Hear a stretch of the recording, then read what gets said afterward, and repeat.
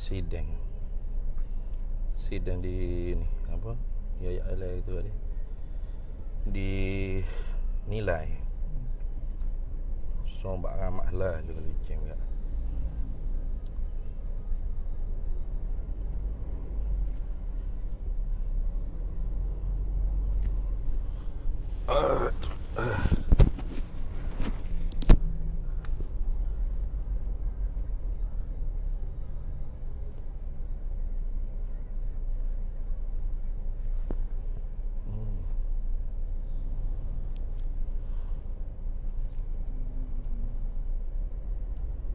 ui berat ni. Astaghfirullahalazim.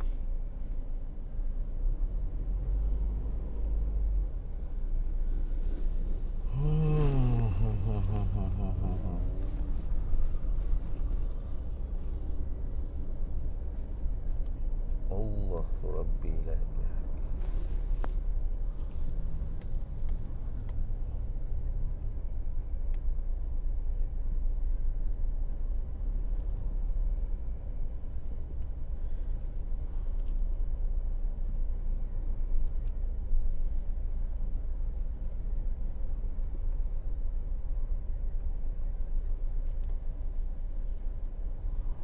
Aduh ya Rabbi.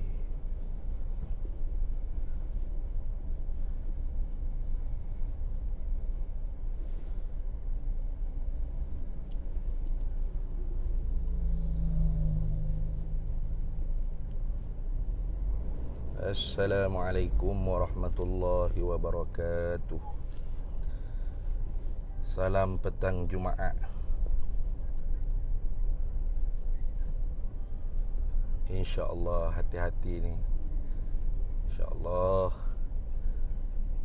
Seluk gini ngantuk rasanya.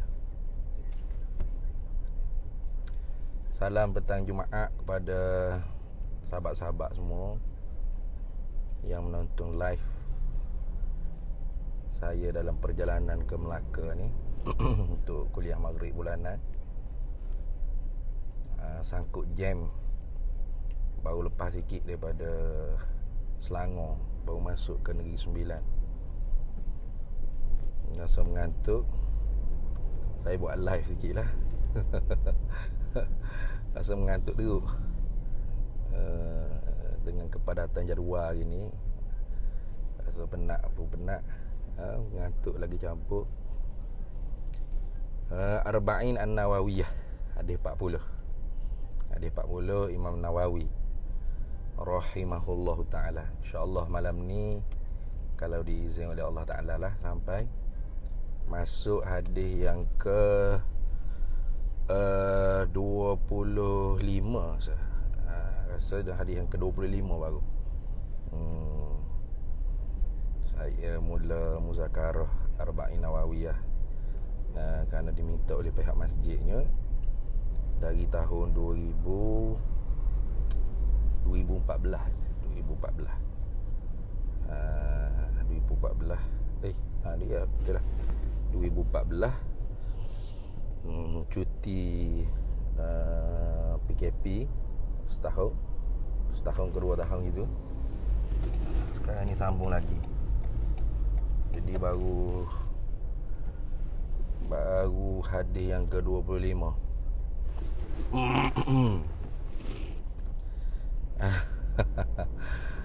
Oh, panas. Sebab tu pakai spek tu, panas. Petang ni rasa pedih mata. Jadi pakai spek supaya tak rasa sakit mata. Doa-doa lah sahabat, supaya boleh sampai petang ni insya-Allah, malam ni. Allahumma salli ala sayyidina Muhammad.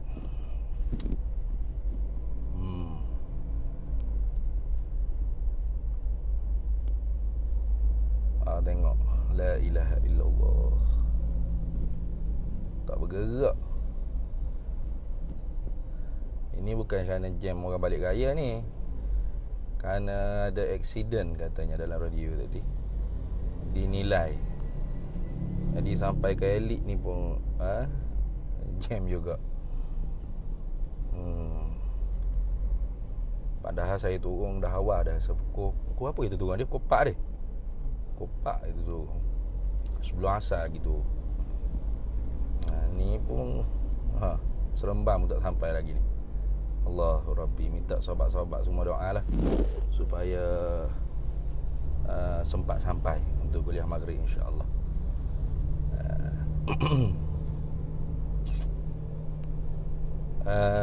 Tadi siang hari tadi, lepas Jumaat tadi saya tengok di post page Al-Fadhil Dr. Zaimi Ramli yang sekarang ni katanya sedang berwukuf di Arafah. Saya pun minta doa jugalah dengan beliau di komen tu supaya doakan kami di pondok ni dimurahkan rezeki dan sebagainya. Mudah-mudahan dia baca dan dia doa. Apa yang saya tengok yang Dr. Zaimi post tu, itu inbox orang kepada beliau lah. Tak tahu siapa, mungkin fake account dan sebagainya, yang memaki hamun beliau. Jadi ya memang orang panggil kita berbeza pendapat dan berbeza manhaj, berbeza kefahaman dalam agama. Tetapi ada orang panggil batas-batasnya. Tidak boleh sampai kita memaki dengan makian yang orang panggil mengeluarkan seorang tu seolah-olahnya bukan saudara se-Islam kita lah.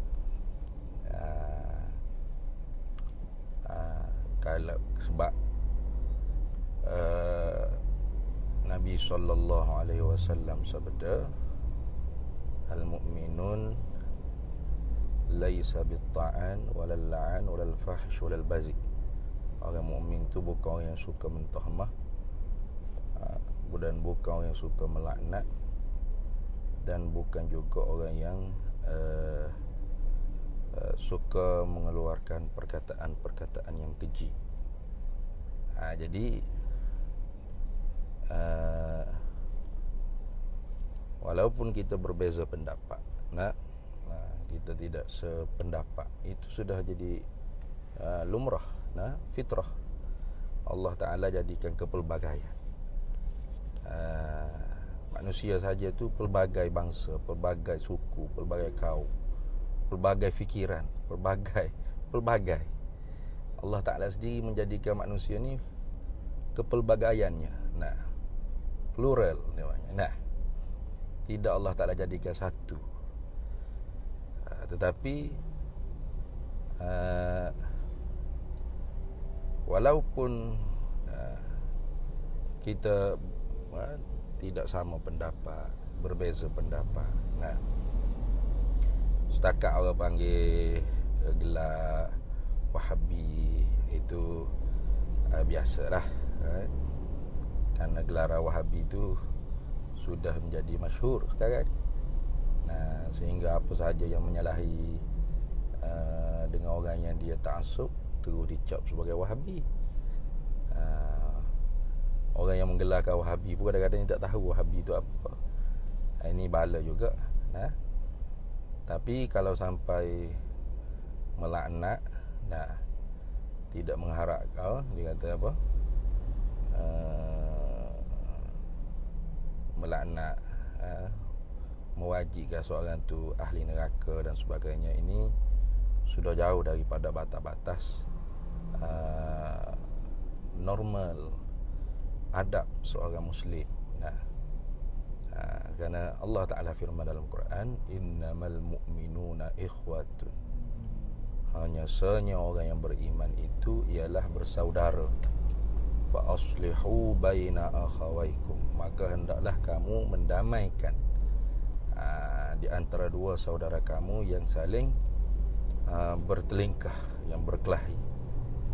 Jadi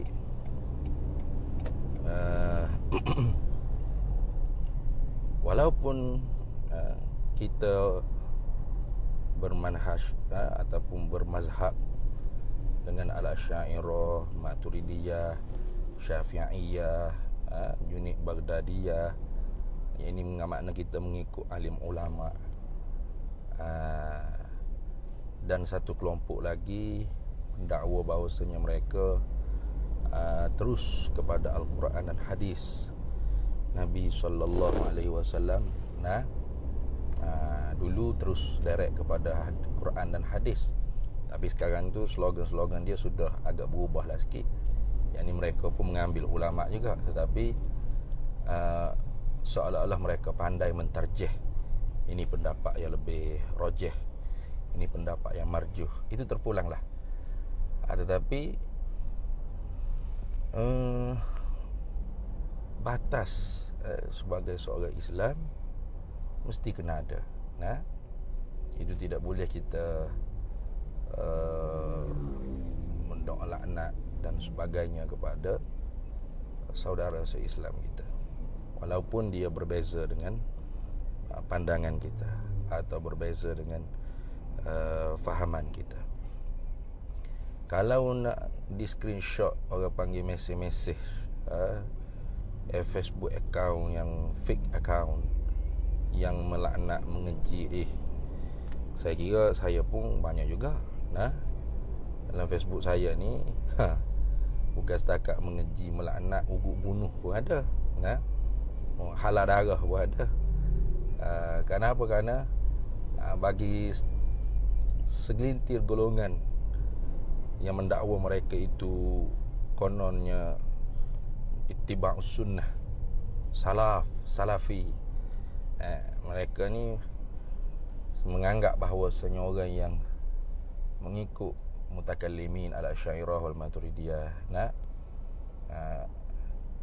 sufiyah, ini sebagai orang yang halal darah. Ini halal darahnya. Kerana kononnya mereka mengatakan kita ni musyrik, syirik, ahli syirki, ahli syirik. Bahkan bukan setakat sufi saja, ahli syirki, seperti Ustaz Asri Sabri dengan jelas-jelasnya mengatakan bahawasanya akidah Asy'ariyah tu kufur akbar. Di fitnahnya Asy'ariyah ni akidah seperti Jahmiyah. Ini fitnah-fitnah yang sangat keji lah kita kata. Sangat keji, fahisyah. Fitnatun fahisyah, fitnah yang sangat keji. Dan saya pun berapa kali sudah menawarkan dialog, dialog harmoni lah kita kata, dengan Al-Fadhil Ustaz Asri Sabri. Mana tahu mungkin ada yang dia tersalah faham tentang akidah Asy'ariyah, akidah Maturidiyah. Dia ni kelompok yang terbesar sekali, Sawadul A'zam, kelompok yang paling besar sekali mendominasi dan mempertahankan akidah ahli sunnah wal jamaah, diterima seluruh dunia. Sampai sekarang kalau di Al-Azhar Asy-Syarif, di Qarawi, di semua jamiah Islam yang tua, sampai sekarang pun menggunakan pengajian ilmu akidah berlandaskan manhaj ahli sunnah wal jamaah al-Asy'ariyah wal Maturidiyah. Jadi tuduhan kufur yang sangat besar, inilah punca-punca yang menyebabkan berlakunya orang panggil pertelingkahan yang berpanjangan. Bahkan pengikut-pengikut di bawah ni sampai melanggar batas-batas adab seorang Muslim. Ini perkara yang kita agak duka cita lah. Perkara yang agak duka cita. Sebab tu saya melihat sebenarnya suasana dialog tu sangat bagus. Suasana dialog, diskusi, debat, itu sangat bagus. Lain daripada kita menyatakan hujah Qul hatu burhanakum in kuntum shadiqin. Katakanlah Nabi Muhammad sallallahu alaihi wasallam, hatu burhanakum, datangkanlah hujjah kamu, burhan kamu. Burhan tu lebih umum daripada dalil. Tiap-tiap dalil belum tentu burhan. Tiap-tiap burhan tentu dalil. Karena burhan tu dia tersusun dengan kaedah akliyah, kaedah mantik, disusun dengan qadiyah. Ada muqaddimah sughra, muqaddimah kubra, ada muqaddam tali dan natijah. Itu dikatakan burhan. Jadi qul hatu burhanakum, katakanlah ya Nabi Muhammad sallallahu alaihi wasallam, hatu burhanakum, datangkanlah burhan kamu. Karena burhan tu lebih khusus, maknanya menggunakan kaedah akliyah. Sebab tu satu daripada kesilapfahaman kelompok-kelompok yang mendakwa mereka tu salaf, ittiba'us sunnah, ialah mereka menuduh bahawasanya mazhab Asy'ariyah Maturidiyah mengkedepankan akal berbanding akal. Ini silap, ini salah, tak betul. Yang mengkedepankan akal berbanding akal itu bukan Asy'ariyah dan Maturidiyah, itu Mu'tazilah, Jahmiyah, Qadariyah. Itu kelompok-kelompok itulah yang mengkedepankan akal berbanding akal. Adapun kelompok Musyabbihah, Mujassimah, Zahiriyah, mereka mengkedepankan nakal berbanding akal. Akal diletak ke belakang. Jadi manhaj yang dia lalui ataupun disusun oleh ulama-ulama Asy'ariyah Maturidiyah, Asy'ariyah Maturidiyah, yakni ahli sunnah wal jamaah, ialah menyanding, mengganding, mengiring nakal dengan akal. Mana seiring.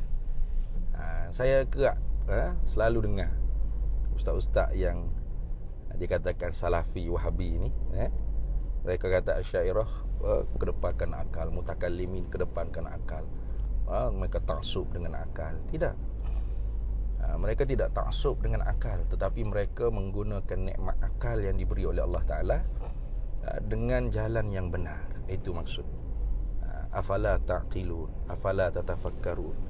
Itukah bukan Allah Ta'ala suruh guna akal, suruh menggunakan akal. Kerana nikmat besar akal. Sebab tu qul hatu burhanakum, katakanlah wahai Nabi Muhammad sallallahu alaihi wasallam, hatu burhanakum, bawa datang burhan. Kata dalil, burhan. Kerana dalil boleh saja dengan cara yang tidak tersusun dengan kaedah akliyah. Contoh kita kata dalil yang menunjukkan adanya Tuhan Sang Pencipta, itu makhluk ini, alam ini, tidak tersusun dengan qawaid, kaedah-kaedah akliyah, dawabit atau qadiyah-qadiyah yang dibincangkan dalam ilmu mantik, tapi dikatakan dalil. Seperti orang Arab Badui, bila ditanya, kamu tahu di mana? Kata, Tuhan tu ada, Tuhan tu wujud, Tuhan tu mesti ada, Allah tu ada. Senang dijawab oleh orang Badui, iaitu adanya kesan tahi unta menunjukkan ada unta. Itu ada athar, ada muassir. Jadi itu dalil, dipanggil dalil, tapi tidak dipanggil burhan. Allah menggunakan burhan. Apa? Yakni dalil-dalil yang disusun dengan qawaid, kaedah, qadiyah yang akliyah. Karena Al-Quran tu memang jelas, menyatakan kebenaran, tetapi manusia tidak dapat menerima kerana akal dia yang tidak boleh berfungsi dengan benar. Jadi kerana itu, in kuntum shadiqin, kalau kamu adalah orang yang benar. Jadi sebab tu dialog ataupun debat, ataupun kita kata diskusi, itu suasana yang sangat bagus. Contoh seperti yang baru telah lepas, Al-Fadhil ayahanda kita Yang Mulia Ustaz Engku Fadil Al-Aidrus, dan guru kita Tuan Guru Baba Rashid, bersama-sama dengan Al-Fadhil Ustaz Salman Ali, diskusi. Selain daripada menegakkan hujah masing-masing, di sananya ada orang panggil silaturrahim, mengharmonikan ataupun menunjukkan kemesraan di antara satu sama lain, yang mana kita semua ni masih lagi Muslim, masih lagi mukmin, masih lagi orang yang tasdik, membenarkan Nabi SAW. Orang Wahabi, orang Salafi membenarkan Rasulullah SAW, tasdiqur Rasul wa tasdiqu bima jaa bihi Rasul sallallahu alaihi wasallam, ma ulima minad dini bid darur, masih. Cuma di pandangan kita, atau di pandangan ilmu-ilmu yang kita belajar daripada alim ulama kita, mereka agak tersasar. Mereka agak tersasar dalam memahami Al-Quran dan Sunnah Nabi sallallahu alaihi wasallam. Itu yang memerlukan berdialog, berhujah dan sebagainya, sehingga mengharmonikan suasana. Itu saya sangat sokong program dialog. Tu.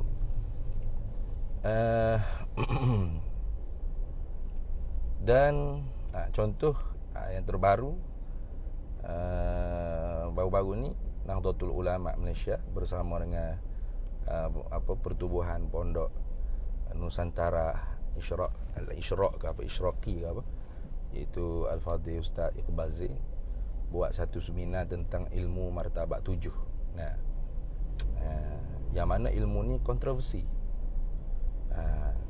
Saya punya cita-citanya, kalau boleh, tapi tidak guna nama Naam lah, mungkin atas nama pertubuhan pondok saya ke, pertubuhan pondok Rumi Sufi Jawi, saya ingin anjurkan dialog harmoni antara sahabat-sahabat kita di sidang kalam, Al-Fadhil Ustaz Nodrus dengan Al-Fadhil Ustaz Iqbal Zain, tentang ilmu martabat 7. Ada orang keluarkan, orang panggil warta fatwa, tetapi dia tak baca dengan betul-betul memahami apa yang disebut. Yang ni warta fatwa yang mengatakan sesat tu ialah martabat 7 yang diajar oleh si fulan bin si fulan, ada di dalam warta tersebut. Kerana ilmu martabat 7 ni satu ilmu yang kontroversi.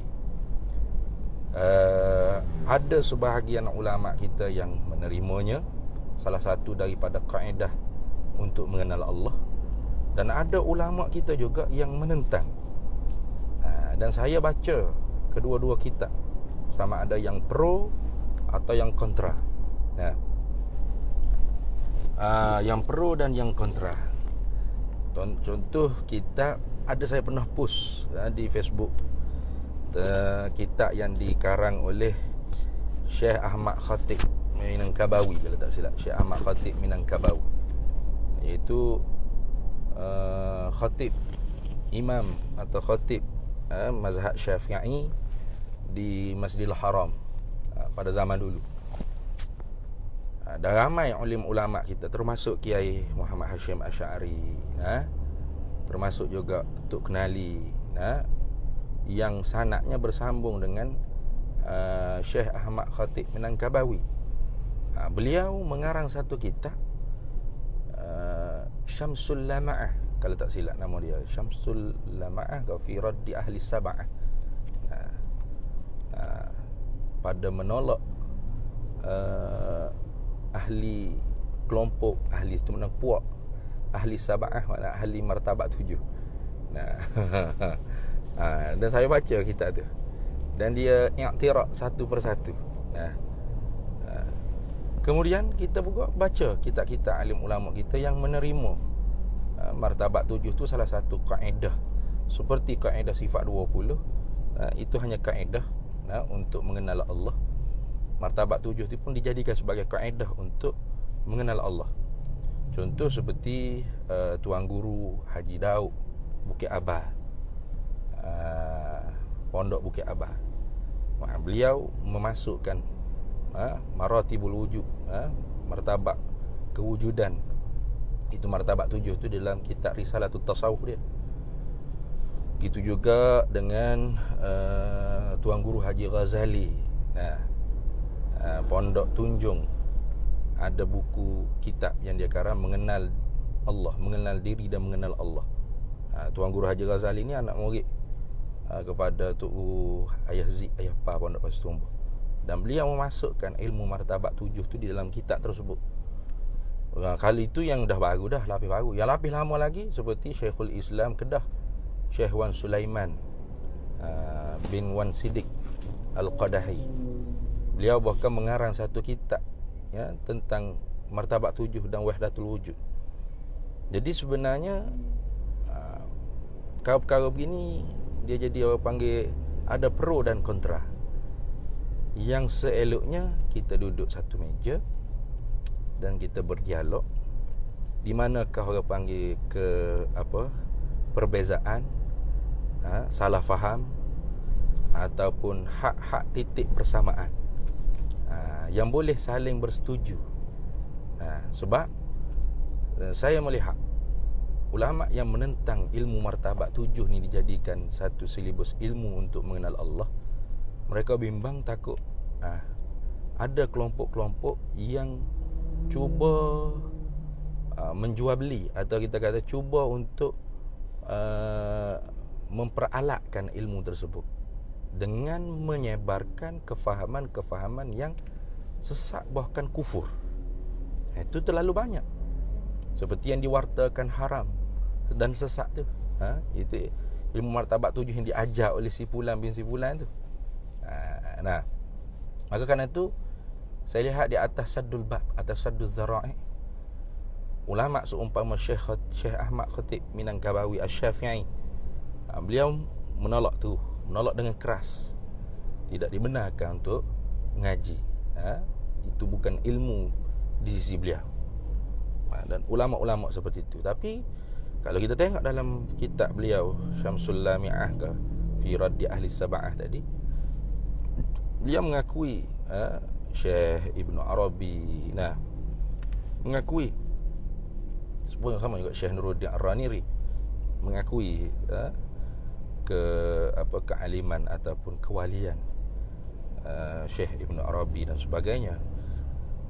Mungkin saudara kita di pihak sidang kalam menanggung atau ihtimal bahawasanya ulama-ulama ini tidak membaca sekaliannya orang panggil kitab-kitab Ibn Arabi.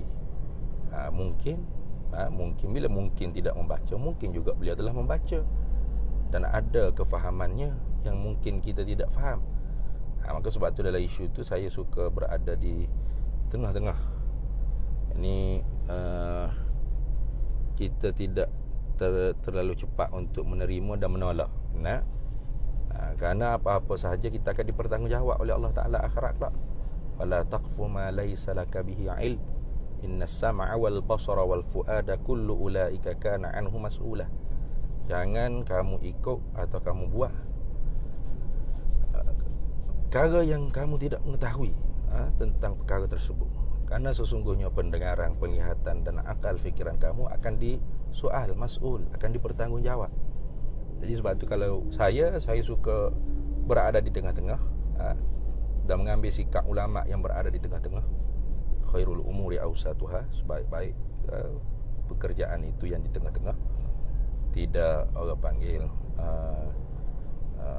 melampau-lampau dalam memuja seolah-olah ini satu-satunya tokoh, tidak lainnya. Tidak juga, kerana saya tidak mengetahui, ataupun cepat sehingga mengkafir dan sebagainya, tidak. Jadi bila duduk di tengah-tengah begitu, kita boleh ambil yang jernih. Khudh ma safa da' ma kadara. Kita ambil yang jernih, buang yang keruh. Maksudnya kalau dibaca kitab-kitab itu ada perkataan yang dimasukkan, kata Muhyiddin Ibn Arabi, dan perkataan tersebut tidak menyanggahi dengan syariat, maka kita ambil. Nah, InsyaAllah bagus tu. Saya pun terfikir juga tu, buat dialog antara Ustaz Nodrus, Al-Fadhil Ustaz Nodrus dengan Al-Fadhil Ustaz Iqbal Zain. Dengan dialog tu mungkin di sananya akan ada titik perbezaan yang kita saling menghormati dan titik persamaan yang saling kita persetujui. Tu sebab tu saya kalau ada ulama seumpama Syekh Khatib Minangkawawi, Syekh Nuruddin Ar-Raniri, ulama-ulama yang mengarang kitabnya menolak martabat 7, bila kita baca dan kita fahami, ada benarnya juga. Kenapa? Kerana ada di sananya orang-orang yang menunggak. Jangankan ilmu martabat 7, Al-Quran saja kalau silap faham boleh membawa sesat. Al-Quran saja. Al-Quran ni bukan sesat. Al-Quran tak sesat. Al-Quran tu diturunkan untuk hudal linnas. Syahrul Ramadan alladhi unzila fihi al-Quran hudal linnas wa bayyinatin minal huda wal furqan. Memang Al-Quran tu sebagai petunjuk, sebab bagi hidayah, sebab bagi petunjuk. Tetapi kalau silap memahami, boleh membawa sesat, bahkan juga boleh membawa kufur. Bahkan apalah sangat dengan ilmu martabat 7 yang memang tidak dikenal di zaman Nabi, tidak dikenal di zaman sahabat, tidak dikenal di zaman tabi'in, tabi'ut tabi'in. Hanya metodologi ilmu di sisi setengah, tak boleh kata semua, sebahagian ahli sufi. Setengah-setengah ahli sufi menjadikan itu metod ilmu mereka dalam mengenal diri dan mengenal Allah. Cuma kadang-kadang kalau disalah fahami, mereka menganggap bahawasanya ilmu ni menceritakan tentang penjelmaan Allah kepada daripada Allah menjelma menjadi makhluk. Ini memang kufur, memang salah. Masuklah orang panggil hulul, ittihad dan sebagainya. Sebab tu banyak alim ulama kita yang tidak menggunakan ilmu tersebut. Tapi ada ramai juga yang menggunakan, seperti yang saya telah sebut tadi. Ulama Jawi kita, ulama Arab kita ke, banyak juga yang menggunakan. Jadi kenapa ada yang menolak dan ada yang menerima? Itu soalnya. Ada yang menolak, ada alasannya. Yang menerima pun ada alasannya. Jadi kita nak orang panggil tarik, memaksa, tak boleh. Susahlah kan? Susahlah sikit nak memaksa gitu. Ulah sikit pasal Ahbash. Aduh. Ada dalam YouTube tu pasal Ahbash. Ahbash ni saudara-saudara kita juga sebenarnya. Yang mengaku kata ahli sunnah wal jamaah, Asy'ariyah Maturidiyah juga. Tetapi di dalam beberapa perkara mereka tu terlalu hulu, terlalu melampau. Dan mereka hanya menganggap bahawasanya pandangan ataupun penulisan yang ditulis oleh guru mereka, iaitu Syekh Abdullah Al-Harari, satu-satunya yang terbaik, yang tidak ada tolak bandingnya. Itu. Jadi seolah-olahnya apa yang dikeluarkan oleh Syekh Abdullah Harari itu mu'tamad. Mu'tamad. Ahbash tolak Nur Muhammad. Yang memang bukan Ahbash saja, ramailah yang menolak Nur Muhammad tu. Di kalangan ulama muhaddithin ramai yang menolak. Fuqaha pun ramai. Ada juga di kalangan ulama mutakallim yang menolak. Tetapi di sana ada yang menerima. Itu. Sebab tu isu-isu khilafiyah seperti ini sebenarnya kalau didebat untuk menang dan kalah, selama-lamanya tidak akan selesai. Tak akan temu pucuk. Sebab apa? Sebab bila khilaf tu khilaf lah, sampai kiamat akan jadi khilaf. Khilaf sampai bila-bila. Tapi kalau berdialog untuk mencari titik persamaan, boleh bekerjasama dengan apa yang kita bersefahaman, dan melihat perbezaan, saling untuk menghormati perbezaan, insya-Allah dialog seperti itu boleh memberi manfaat, manfaat kepada agama bangsa kita. Sehat, jadi dialog yang sehat. Jadi dilihat kepada tujuan dialog tu untuk apa. Jadi itu Ahbash, antara lain manhaj merekanya literal juga dalam memahami nas ulama, kalau tentang qadiyatut takfir, qadiyah takfir, agak literal dia panggil, terus dipegang. Inilah yang muktamad. Contoh seperti apa yang disebut dalam Ashbah wan Nazair oleh Imam Suyuti, tanpa sanad, perkataan Imam Syafi'i yang dibawa datang tanpa sanad.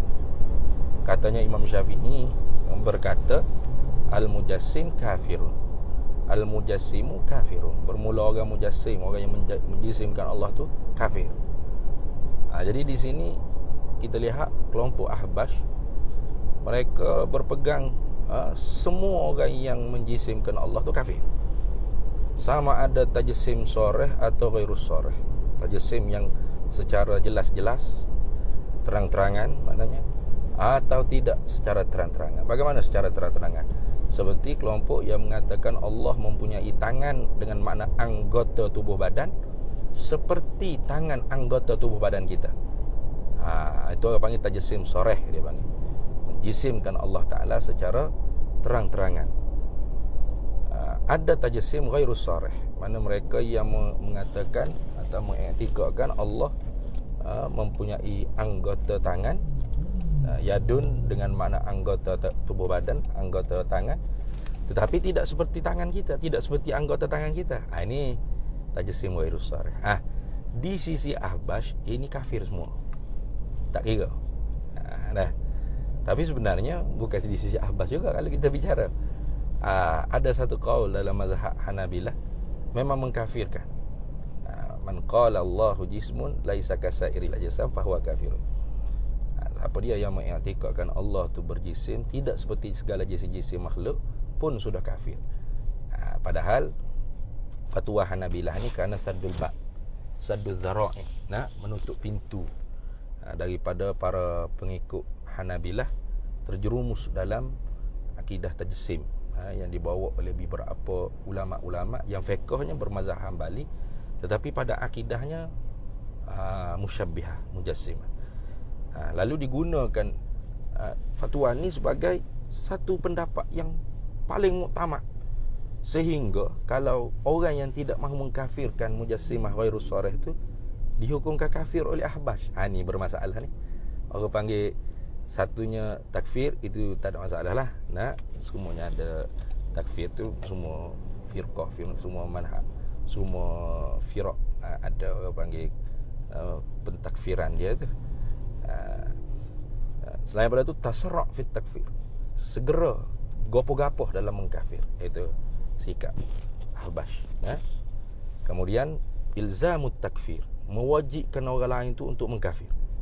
Inilah, sehingga kalau seorang itu tidak mengkafirkan orang yang mengatakan Allah ada tangan anggota tubuh badan tidak seperti tangan anggota tubuh badan makhluk, maka dia anggap orang yang tidak mahu mengkafir itu juga adalah kafir. Ini agak orang panggil hulu, agak melampau sikit. Padahal perkara tu khilaf. Di dalam mazhab Syafi'i kita, qadiyatut takfir, qadiyah mengkafirkan mujassimah ni, ada tiga pendapat. Ada tiga pendapat ulama Syafi'iyah. Saya pernah masukkan dalam page, dalam Facebook saya album tu, tapi tak tahu siapa yang report sampai Facebook dah buang dah satu album. Kalau tidak boleh baca. Iaitu ada pendapat ulama yang tidak mengkafirkan semata-mata. Ada pendapat ulama yang mengkafirkan semata-mata. Kemudian datang ulama mutaakhirin, dia buat tarjih, fa fihi tafsil. Maksud yang tidak mengkafirkan semata-mata tu dengan yang mengkafirkan semata-mata tu apa? Iaitu kalau tajsim tu menjisimkan Allah dengan soreh, seperti tadi, Allah ada anggota tangan, ada tangan dengan makna anggota tubuh badan seperti anggota tubuh badan kita. maka hak tu kafir. Kerana tajsim soreh. Adapun ada orang yang mengatakan Allah ada tangan dengan makna anggota tubuh badan, tapi tidak seperti tangan anggota tubuh badan kita, maka hak ni tidak kafir. Tapi sesat, tetap sesat. Kenapa? Sesat tetap sesat. Kerana sesat dengan kufur tu dia ada umur khusus dia. Tiap-tiap sesat belum tentu kufur, tiap-tiap kufur tentu sesat. Jadi pendapat yang terakhir ni, fafihi tafsilun, ada penghuraian. Ini yang lebih rajih.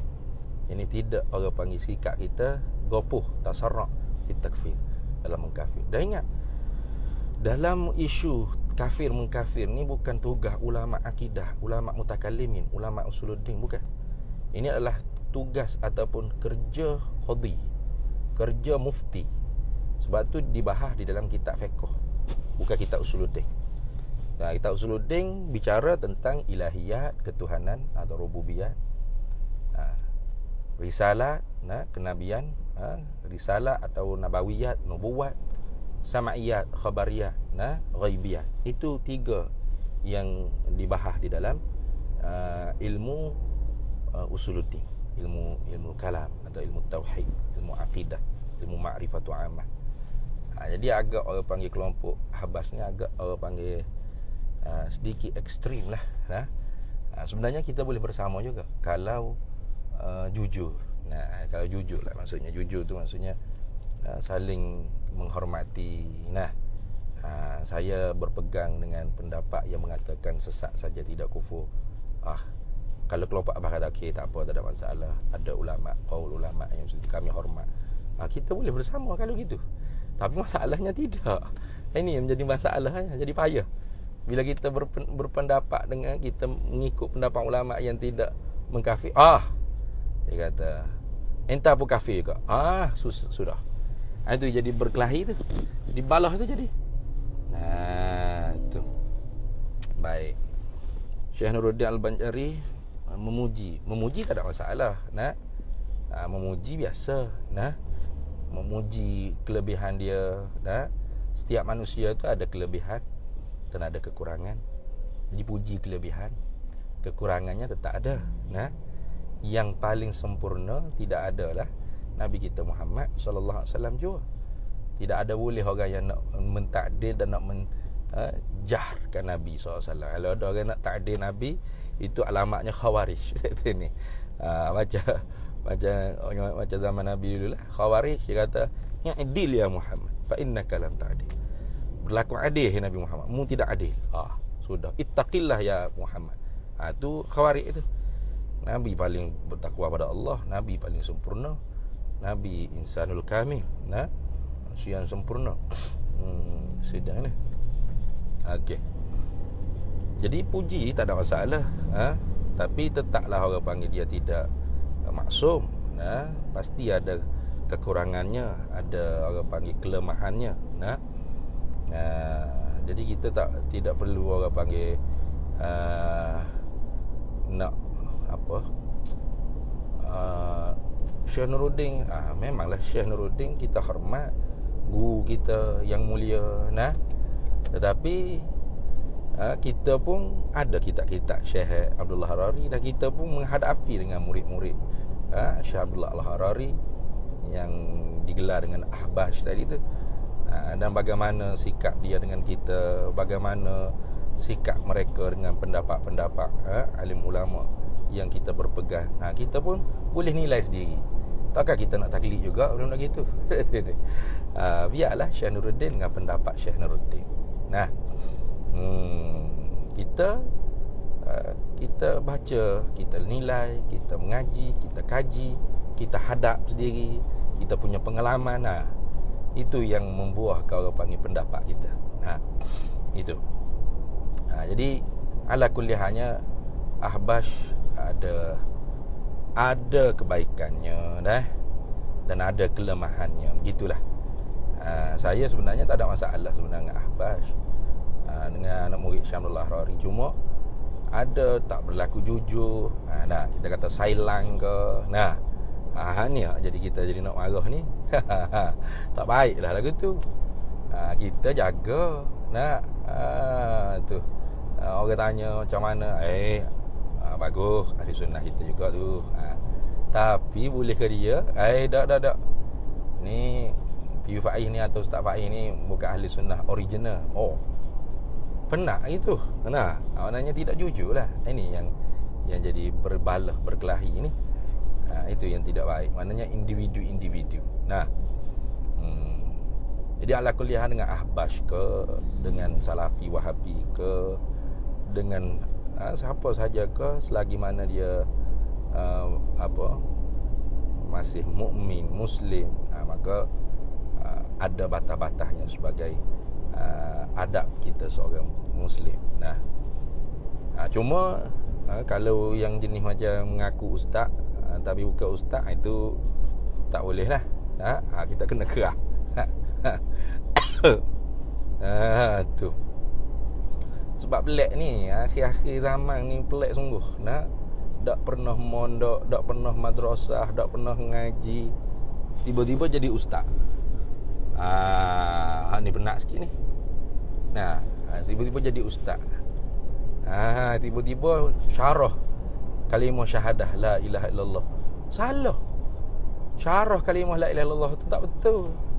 Macam Muhammad Rosdi Hasan tu. Wahizam ke lepak ke. Tapi lepak tu bagus sikit lah. Dia tak mengaku dia ustaz. Bagus sikit lah mana lepak tu. Sebab tu kalau tengok saya tak pernah serang lepak. Bukan maksud saya tak pernah serang lepak tu, maksud saya setuju dengan lepak, bukan.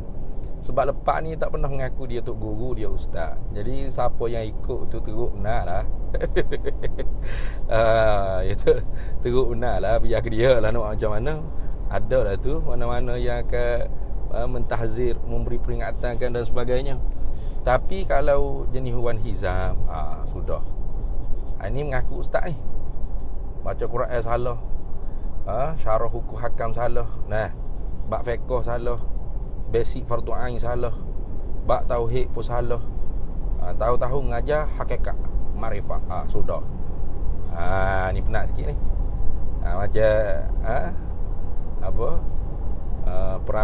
pengamal perubatan tradisional Muhammad Rosdi Hasan tu. Saya panggil dia pengamal perubatan tradisional lah, kerana mungkin itu kemahiran dia. Mungkin, saya pun tak tahu. Mungkin itu kemahiran dia sungguh. Tapi nak dipanggil ustaz tu tak boleh lah. Bukan sebab hanya salah baca Arab apa. Itu salah satu. Ada laginya ialah syarah tu tak betul dah. Syarah makna la ilaha illallah tu salah, tak betul dengan huraian alim ulama kita dalam kitab-kitab tauhid. Niatnya bagus, mungkin nak suruh orang mengaji akidah, syah ilmu tauhid, betul kau orang panggil makna kefahaman kalimah syahadah kita. Tapi kalau diri sendiri pun tak mengaji, yakin confidentnya dia syarah depan orang itu bahaya tu. Itu yang bahaya tu. Akhirnya menunjukkan kesalahan, ketidakfahaman diri sendiri. Lepas tu reka pula ada bayam, ada sayur bayam ke apa, dalam kalimah syahadat tu. Ada metabino, metaborhin, gapo tak tahu yang cakap. Apa reka pula ini balaghah ni. Asalnya ana, apa tu tu buan nun alif jadi asyhadu Allah. Balaghah apa tak tahu. Padahal tu bahagian ilmu nahwu tu, bukan balaghah dah. Tu bila idza usidal amru ila ghairi ahli fantaziris sa'ah. Itu Nabi sallallahu alaihi wasallam. Apabila urusan tu tidak diserah kepada orang yang ahli, maka tunggulah kiamat dah tu. Nak kiamat dekat dah tu. Jadi barangkali betul sungguh lah ikut. Cuba tengok Rosdi cakap karuk maruk, salah baca Quran, salah menghuraikan makna la ilaha illallah. Berapa belah ribu orang follow, berapa belah ribu orang like, berapa belah ribu orang sokong. Teruk tu. Itu orang panggil kita boleh nilai tahap kefahaman masyarakat umat Islam kita, orang Melayu kita ni tentang ilmu tauhid, ilmu fardu ain. Teruk sangat-sangatlah. Jadi orang-orang seperti ni tak boleh orang panggil kita bertolak ansur. Melainkan kita kena nasihat dengan baik dulu, kemudian kalau tidak didengar juga, masih lagi meneruskan orang panggil ajaran-ajaran yang tidak betul, tidak benar, maka ketika tu kita kena tegas lah. Sebab tu dalam isu tu saya sangat sokong sahabat saya Al-Fadhil Ustaz Nodrus, walaupun saya berbeza pendapat banyak dengan dia, tapi banyak juga perkara-perkara yang saya sependapat, sependapat, seperti membanterah orang-orang lagu ni. Saya sependapat, nak setuju. Maksudnya tak boleh diberi muka kerana bahaya. Bahaya. Yang lain kita tak setuju, ada tak setuju. Ada ustaz tak pernah kritik pun Ustaz Nadrus. Awak kurang memfollow saya tu. Cuba tengok, ada video saya hurai pasal maksud iradat Allah, maksud qada dan qadar. Itu saya sedang mengkritik Ustaz Nadrus tu. Begitu juga pasal Syekh Ibrahim Al-Qurani, itu pun ada saya mengkritik beliau. Jadi jangan kata saya bila bersahabat, berteman, berkawan, jadi bulak-bulak saya terima. Tidak gitu. Saya ni bukan jenis tak ada otak, tak ada akal. Otak akal duduk di kepala lutut. Tidak. Saya pun ada kepala atas dan ada akal dalam kepala saya ni. Walaupun tidak alim, tidaklah tahap tok guru, tapi adalah ilmu sikit-sikit tu boleh nilai. Ada benda yang kita boleh setuju dan ada benda yang kita saling berbeza pendapat, saling menghormati. Itu kalau duduk gitu, insya-Allah dia jadi harmoni. Yang tak bolehnya kita memandang rendah. Bodoh. Memandang rendah kepada saudara kita ni yang tak boleh ni. Tu contoh seperti awal-awal zuhurnya Ustaz Nodrus, awal-awal timbulnya Ustaz Nodrus ni, ramai orang yang tak pandang pun dia. Orang anggap dia ni siapa? Orang Singapura. Orang tahu mari buat kacau dalam Malaysia. Tiba-tiba nak bahas pasal Ibn Arabi. Tapi setelah muzakarah tu, baru orang pun agak terkejut juga. Dia baca Fususul Hikam, dia baca Futuhatul Makkiyah. Orang yang nak berdebat dia pun tak baca. Sudah. Sebab tu kita tak boleh juga kadang-kadang pandang rendah pada orang, tak boleh. Jangan kita pandang rendah. Mungkin kita nampak dia tak pakai serban, tak berjanggut, tapi dia berjanggut lah, tak pakai jubah, tapi ada perkara-perkara mungkin dia lebih mengkaji, lebih membaca daripada kita ke. Kekurangan kitanya, kita tidak membaca, kita kurang mengkaji, lebih kepada nak rasa diri kita lebih hebat berbahas. Kerana sebelum awak lahir saya tu dah bahasul masail dah. Contoh. Ini perkataan-perkataan yang takabur lah orang panggil. Takabur. Mentang-mentang kita dikenali sebagai lepasan pondok di Jawa contoh. Jadi orang lain tak pergi mengaji di pondok Jawa, tak ada dah orang panggil melalui suasana sistem bahasul masail. Kita rasa kita lebih hebat. Kita melekeh, meremehkan orang lain. Sebelum awak lahir saya dah bahas masail dah. Awak jangan cakap banyak. Ni cakap panggil ni lah yang menyebabkan kita rasa tak seronok. Tapi kalau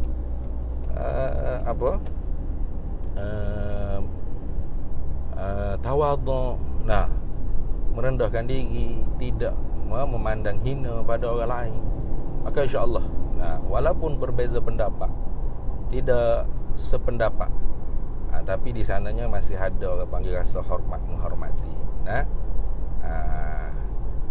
Itulah beberapa pendapat saya lah dalam beberapa isu-isu yang kita kata sampai bila-bila pun jadi panas. Tapi insya-Allah doa-doa mudah-mudahan Allah Ta'ala berikan kekuatan, taufik, hidayah. Saya rasa saya nak anjurkan orang panggil dialog harmoni tentang ilmu maratibul wujud tu, ilmu martabat wujud tu, di antara sahabat saya Al-Fadhil Ustaz Iqbal Zaid dengan Al-Fadhil Ustaz Nur Derus. Ada saya duduk berbincang juga maksudnya. Duduk sekali lah, nak tahu macam mana boleh diuruskan dengan harmoninya macam mana. Tahu titik perbezaan, titik persamaan, insya-Allah kita mudah-mudahannya jadi kebaikan untuk kita dan umat Islam Malaysia ni. Tapi sekarang ni susah lah, agak jadi macam dendam. Contoh saya ni dicop di kalangan asatizah Ahlus Sunnah wal Jamaah, aswaja kita ni sebagai apa dia panggil, tali baru ke, nak kata ikutlah Wahabi ke, tali baru Wahabi ke, macam-macam, tali baru sidang kalam ke, macam-macam dia.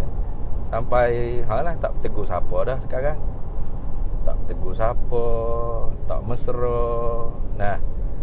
Kita beri salam pun tak jawab dah sekarang ni. Ada satu orang tokoh hebat di kalangan Ahli Sunnah wal Jamaah, friend lagi di Facebook saya tu, friend. Tapi bila lihat kita ni macam agak agak tidak lawan dengan begitu kuat lah terhadap sidang kalang. Kerana dalam sidang kalang tu sebenarnya ada beberapa ahli-ahli dia tu memang kenalan rapat juga dengan saya. Antara lain junior saya Ustaz Nakiuddin. Itu junior saya. Baik dengan dia, rapat dengan dia juga. Dia pun hormat, kita pun hormat, saya pun hormat dia. Dia budak cerdik, budak junius, budak hebat lah. Saling sama-sama mengaji juga dengan Tuan Guru Baba Azri Hisham dulu, masa duduk di Ma'had dulu. Rapat juga. Macam mana saya nak cop ini musuh? Susah itu, tak boleh lah gitu. Memanglah kita ada berbeza pendapat, tak boleh sampai tahap tu. Macam Abang Izzuan, Ustaz Izzuan Hiji, saya senior saya di Pondok Pasir Tumbuh. Macam mana saya nak buat musuh? Walaupun ada lah kita berkelahi sikit-sikit, itu biasalah, berbeza pendapat. Tapi sampai kita nak putus saudara, nak putus, nak cop ini bukan Ahli Sunnah wal Jamaah, ini musuh, nak kena lagu tu barulah original Ahli Sunnah. Nyanyilah lagu tu.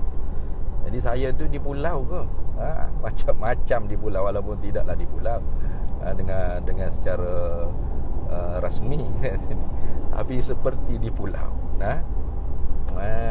Seperti di pulau. Sebab apa? Sebab kita ni nak jaga belaka, tidak mahu orang panggil ta'assub.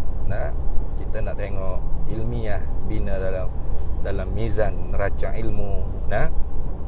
Jadi kerana pendirian kita lagu tu, maka kita dilihat seperti tidak ada pendirian. Padahal tidak. Kita ada pendirian kita sendiri. Ada pendirian kita. Mungkin di Ustaz Noderuh, Ustaz Ahmad Nakiuddin kau menganggap saya tak ada pendirian, lalang. Bukan, ini bukan masalah macam nyokong bola Chelsea, Manchester, sekejap nak sokong tu sekejap. Tidak.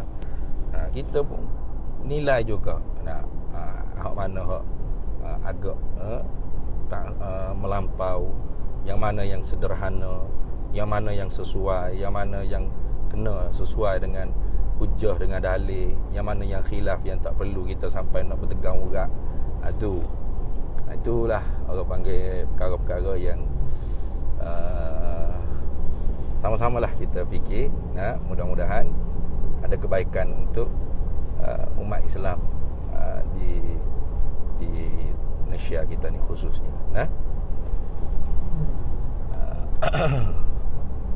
Jalan pun lancar dah ni, alhamdulillah, berkat doa sahabat-sahabat. Dan berkat doa sahabat-sahabat yang menonton live ni, InsyaAllah sampailah saya kuliah maghrib ni.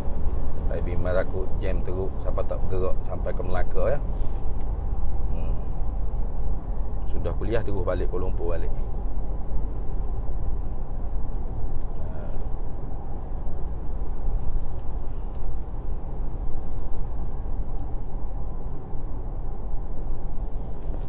Nanti sidang kalam pun akan buat orang panggil perbentangan tentang martabat 7 juga. Saya kata Ustaz Nodrus saya nak tengok lah, saya nak dengar, saya nak nilai.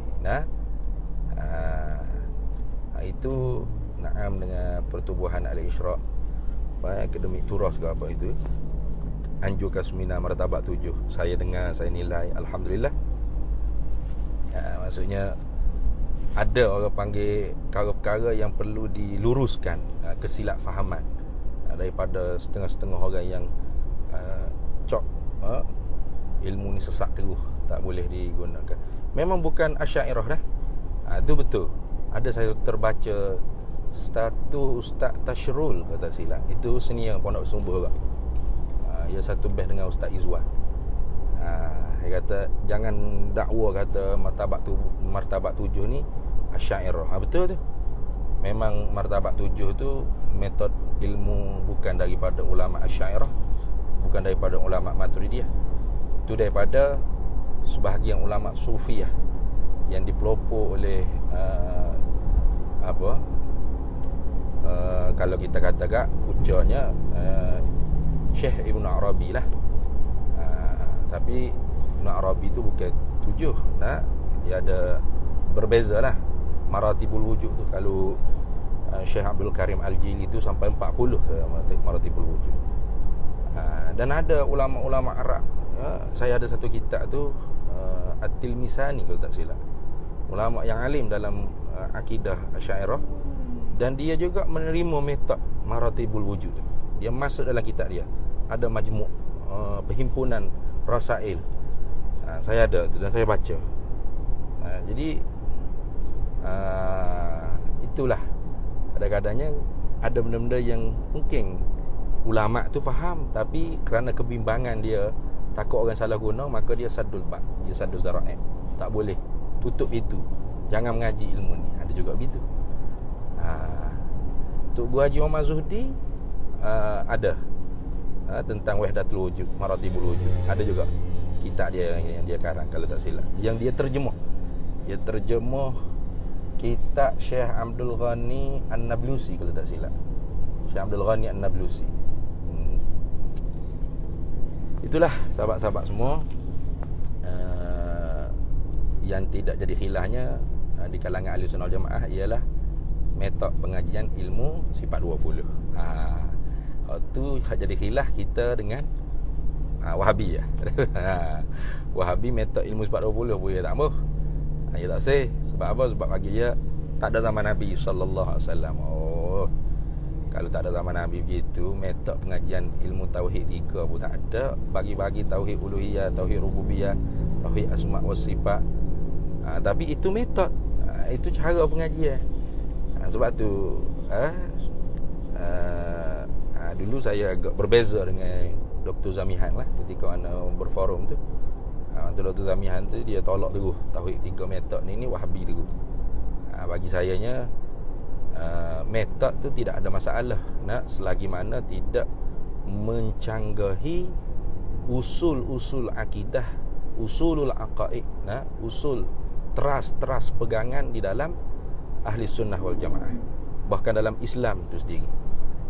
Selagi mana tidak mencanggahi itu, insya-Allah masih boleh diterima. Kalau mencanggahi itu barulah kita tidak boleh terima dan terpaksa tolak. Terpaksa tolak tu bukan metod, tapi kalau syarahan dia. Contoh macam tauhid 3. Apa yang jadi permasalahan, iaitu permasalahannya mengatakan orang yang bertauhid dengan tauhid rububiyah tu masih lagi tidak mencukupi, tidak dimemadai untuk menyebut ahli tauhid. Kena ada tauhid uluhiyah, barulah dipanggil ahli tauhid. Jadi di sananya ada orang panggil ruang-ruang, seolah-olahnya nak mensamakan orang-orang yang bertawassul, bertabarruk, beristighasah seperti orang kafir penyembah berhala. Ni bahayalah. Kalau ada buah tu, kita kena tolak lah. Tapi kalau tak ada buah tu, tauhid 3 juga ya aja, tak ada masalah. Jadi maksudnya ialah nak mengenal Allah. Jalan nak kenal tu bagai-bagai cara ada. Melalui qul huwallah boleh. Melalui qul huwallah. Boleh dihuraikan qul huwallah, surah Al-Ikhlas tu. Boleh dihuraikan orang panggil sehingga dia dapat kenal Allah Taala. Tak masalah. Al-Quran ni, cara Quran tu. Ataupun metod sifat 20. Yang ni sepakat ahli sunnah, Asy'ariyah Maturidiyah. Metod cara kita mengaji ilmu akidah ni. Ataupun tauhid 3 yang tidak ada unsur-unsur untuk mengkafirkan ataupun menuduh umat Islam ni dengan musyrik dan sebagainya. Boleh diterima. Gitu juga maratibul wujud bagi saya lah. Ini bagi saya. InsyaAllah mungkin kalau ada diskusi, kita tengoklah macam mana orang panggil perbahasannya dah. Mana hujah yang lebih kuat dan sebagainya. Setakat ni pendapat saya, kalau yang saya hadir di seminar itu memang tidak ada pencanggahan usul akidah ahli sunnah wal jamaah, tidak ada. Jadi kalau metod yang diguna tu bukan sifat 20, tapi metod martabat 7 dengan huraian yang betul di sisi ahli sunnah wal jamaah, ahli sufi betul, saya tak ada masalah, boleh terima. Kerana semua tu metod saja, metodologi. Yang wajibnya mengenal Allah. Siapa di tempat hak sama destinasinya. Ada orang guna jalan kampung, ada orang guna highway, ada macam-macam jalan. Tapi siapanya di tempat yang sama. Jadi kira-kiranya tak ada masalah. Tapi kalau ngaji sifat 20 sekalipun, huraian dia tak kena, sesat juga. Contoh dah. Ini contoh orang mengaji sifat 20 tapi huraiannya tak betul dengan ahli sunnah wal jamaah. Contoh dia kata qiyamuhu ta'ala binafsihi. Qiyam tu maknanya berdiri.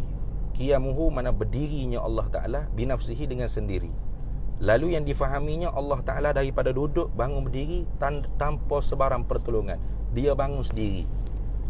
Kalau dia faham lagu tu, walaupun dia mengaji tu ilmu sifat 20, qiyamuhu binafsihi, salah satu daripada sifat salbiyah, maka dia bukan ahli sunnah wal jamaah. Canggah dengan ahli sunnah wal jamaah. Tu. Jadi metod penting juga, bukan tak berapa penting. Metod tu penting. Tapi naknya huraian dia tu bagaimana. Jangan segera kita kata sifat 20 tak ada zaman Nabi, sesak ni. Maratibul wujud ni sesak ni, tak ada zaman Nabi. Berat lagu tu. Tauhid 3 ni sesak ni, tak ada zaman Nabi. Nyanyi lagu tu. Beratlah awak kalau lagu tu. Bagi saya lah. Nanti dulu, jangan jak gaduh. Metodnya gini, okey, tengok macam mana huraian dia. Cuba hurai nak dengar. Tu. Kalau hurai Tuhan ni daripada ahadiyah, asalnya dia kun hizab, tak nyata lagi sifat. Lepas tu lama kelamaan dia turun. Tanazzulat dia panggil, turun. Jadi makhluk, jadi insanul kamil, jadi makhluk menjelma. Zuhur tu dengan makna menjelma. Kalau pahal lagu tu memang sesak sungguh. Sesak sungguh. Bah ke kufur. Tapi kalau tidak seperti itu, bahkan membezakan antara martabat ketuhanan dan martabat makhluk. Tidak ada mencanggahi usul-usul akidah, aqaid ahli sunnah wal jamaah, akidah Islamiyah, maka tak ada masalah metod tersebut. Kita tengok, dengar huraian dulu. Sebab tu bukan senang lah kita nak tu hukum pukul sedegum gitu. Nah, melainkan kalau ada ulama seumpama kita sebut ada Syekh Ahmad Khatib Minangkabawi, dia dia pukul selalu tu. Ada tu mungkin sebab-sebabnya sadul bab, sadul zara'i, nak tutup itu daripada orang yang menunggang ilmu martabat 7, menyebarkan kesesatan melalui ilmu-ilmu seumpama tu. Nah, barangkali ada lah tu. Jadi kita ni nak sahabat dah ni kot. Sekejap.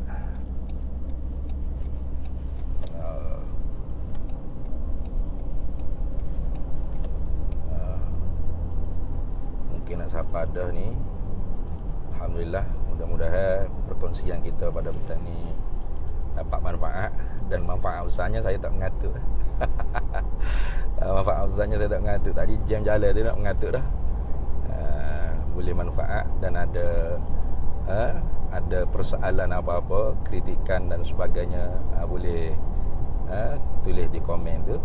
InsyaAllah nanti ada masa kita buat lagi insyaAllah, dan kita jawab apa-apa yang kemusykilan. Saya pun tak sempat nak baca komen-komen yang sebab tu bawa kereta ni. Mudah-mudahan jadi kebaikanlah untuk kita insyaAllah. Jadi itu sahaja daripada saya. Salam petang Jumaat, salam wukuf di Arafah. Dan esok sunat kita berpuasa. Bagi siapa yang nak berpuasa, bagus, tafadhal, disayugiakan. Kita puasa Arafahnya esok, bukan hari ni. Sebab puasa tu bersakut dengan tarikh, bukan bersakut dengan perbuatan wukuf. Jadi kalau semata-mata perbuatan wukuf, kalau tak ada takdir Allah Ta'ala, tak ada berlaku wukuf, contohnya haji ditangguhkan, tak ada lah wukuf. Kerana al-hajju, haji ialah Arafah. Jadi kalau tak ada orang panggil haji pada tahun tu, tak ada orang panggil wukuf di Arafah, maka adakah tak sunat puasa? Sunat juga. Mudah-mudahan Allah Ta'ala bagi taufik hidayah pada kita untuk beramal ibadat, jadi hamba kepada Allah Subhanahu Wa Taala, dan diberi kepada kita kekuatan iman, Islam, ihsan, dan kita dibangkitkan di bawah liwa ilhamdi Nabi kita Muhammad sallallahu alaihi wasallam. Jadi wallahul muwaffiq ila aqwamit thariq. Assalamualaikum warahmatullahi wabarakatuh.